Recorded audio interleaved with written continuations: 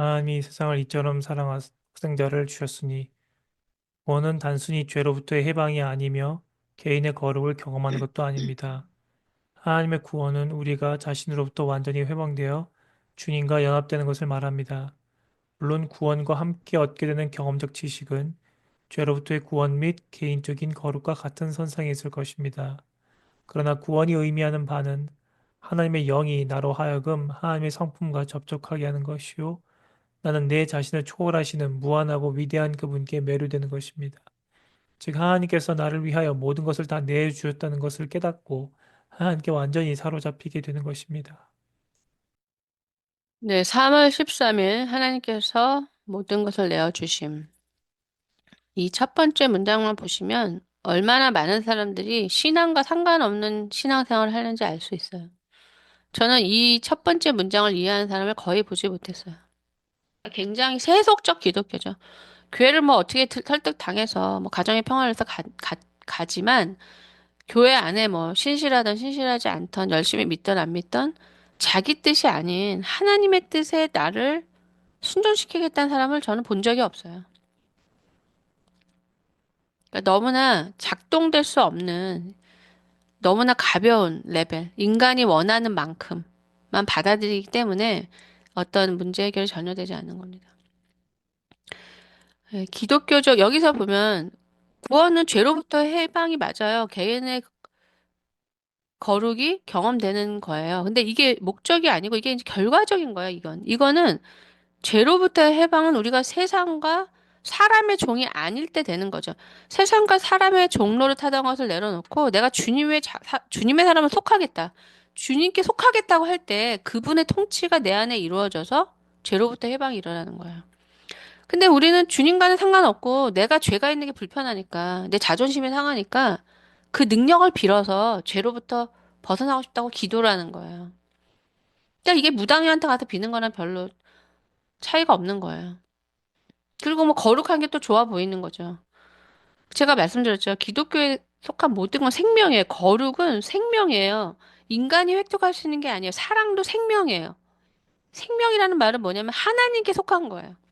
그러니까 인간은 노력해서 거룩해지는 건 바리새인이 밖에 될 수가 없고 거룩하신 분과 관계할 때 그분께 합당한 그분이 원하시는 삶의 상태로 나아갈 때 그때 거룩의 생명이 나에게 접속돼서 내가 그분께 접속돼서 그 생명이 흐르는 거예요.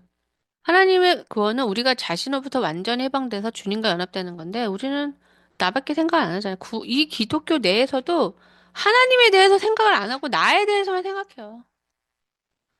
내 속이 어떤지, 내 생각이 어떤지 분석하고 느끼고 계산하고 성적표 내고 다 소용이 없어요, 그거는. 그 자체가 성령이 원하시는 게 아니기 때문에 이미 나뭇가지에서 떨어진 나뭇잎인데 그 나뭇잎을 뭐 분석하면 뭐가 되겠습니까? 생명이 없는데. 그러니까 신앙은 훌륭한 인간을 말하는 게 아니에요. 우리는 훌륭한 인간에 대해서 이게 뭐 사랑하고 존경하고 좋아하는데 인간이 훌륭해지는 게 아니고 영생의 그 영혼을 사랑하는 거, 하나님을 원하는 사람이냐. 그러니까 하나님이 인간을 보시는 관점은 굉장히 다른 거죠. 무슨 좀 허점이 있고 사람이 인격적으로 부족하고 뭐 재능이 없고 인물도 없고 뭐 사람들이 호의를 가질 수 없는 그런 사람이어도 그 사람이 하나님을 갈망하는 사람을 사랑하시는 거죠. 그래서 하나님이 세상에서 능력 있어 보이는 남자 같은 에서는 미워하고 야곱은 하나님을 그렇게 정열적으로 좀 무모할 정도로 하나님을 실제로 믿었던 어떻게든 그분을 통해서 자기는 복을 얻겠다고 했던 그 사람을 사랑하신 겁니다. 근데 우리가 원하는 사람은 사람들이 좋아하는 사람이잖아요. 거룩하고 구원을 얻는 삶을 가시면요. 사람들이 싫어해요. 그거 꼭 아셔야 돼요. 어떤 사람이 좋아하냐면 거룩한 사람만 좋아하는. 모든 사람이 좋아할 수 없어요. 알아줄 수가 없기 때문에. 나 자신에서 해방되는 뿐만 아니라 나를 초월하고, 그러니까 내가 어떻게 생겼는지, 내 얼굴에 화장을 잘 됐는지, 옷을 제대로 입었는지, 사람들이 나한테 나를 어떻게 보는지, 내가 제대로 가는지, 이런 것을 다 생각하지 않는다는 거예요. 내가 사랑하는 그 대상에게 빠져버린다는 거예요. 그러니까 인간이 사랑할 수 있는 어떤 이성 간의 최고의 사랑을 하나님이 하나님과 피조물과의 관계 사랑의 예로 두신 거예요. 그 사람에게 빠져 있는 거, 그 존재에게.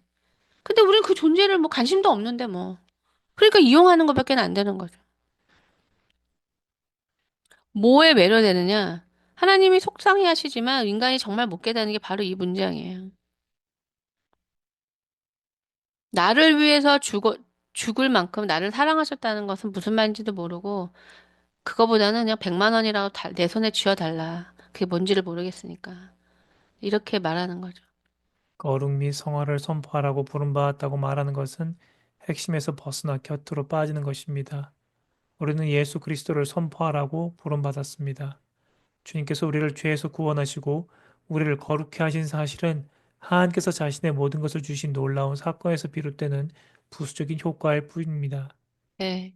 중요한 것은, 어, 내가, 내가 그분께 접속돼서 천국을 누리고 있느냐, 이게 중요한 거예요. 이거를 누리고 있는 사람은 사람들이 자기를 어떻게 보는지 관심이 없어. 너무 내 안에 풍요로우니까.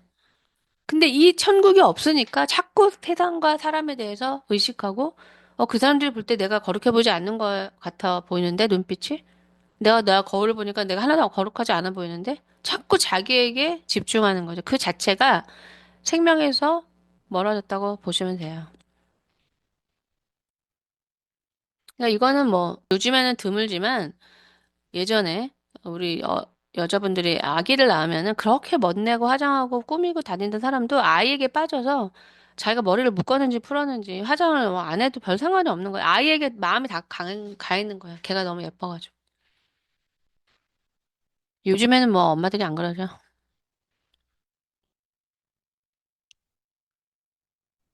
자신을 온전히 내어주면 자신의 노력마저 전혀 의식하지 못하게 됩니다. 그 이유는 온전히 내어준 후에는 나의 모든 것을 다 드린 그분께 사로잡히기 때문입니다.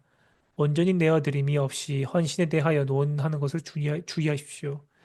요한복음 3장 16절이 무엇을 의미하는지 모른다면 사실 헌신에 대하여 아무것도 모르는 것입니다. 요한복음 3장 16절은 바로 하나님께서 자기 자신을 포함한 모든 것을 완전하게 다 내어주셨다는 의미입니다.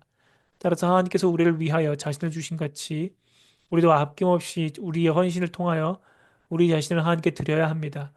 주님께 우리 자신을 온전히 드리면 우리가 다른 사람에게 어떻게 비춰질지에 대하여 신경 쓰지 않게 됩니다. 그 이유는 우리 삶이 주님께만 완전히 사로잡힌 바 되었기 때문입니다.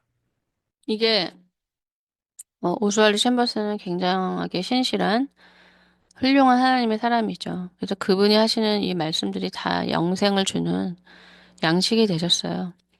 그런데 그 성경에 보면은 이 헌신의 예가 삭개오거든요. 본인이 죄인으로서 비난받고 자기 동족이 싫어하는 세리였는데 주님이 자신을 아무런 편견 없이 너희 집에 내가 들어가겠다.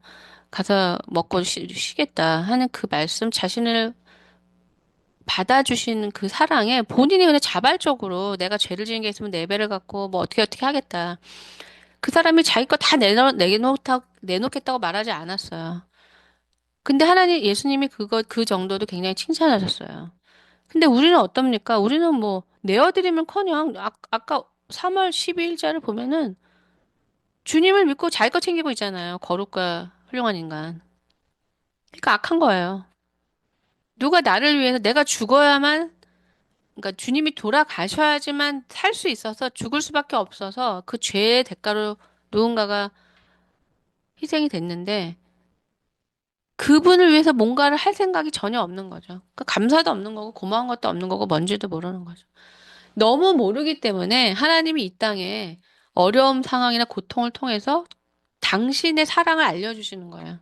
우리가 의미 없는 시간을 지나야 할 때, 뭐 식물인간이라는 삶을 보살펴야 될 때, 세상적으로 아무 의미 없는, 그냥 맨날 뭐 죽으로 주사바늘로 먹이고 처리하고 닦이고 멀쩡하고 능력 있는 사람이 하기에는 너무 아까운 일이라고 할 수 있죠. 그런 일들을 왜 허락하시느냐? 그런 일을 하신 하나님을 기억하라고 하시는 거예요. 그런데 우리는 그거 하면서부터 이제 재앙이고 하나님을 원망하잖아요. 그때 우리가 알게 되는 거예요. 하나님이 우리한테 뭘 하셨는지, 어떤 의미 없는 일을 사랑을 하셨는지.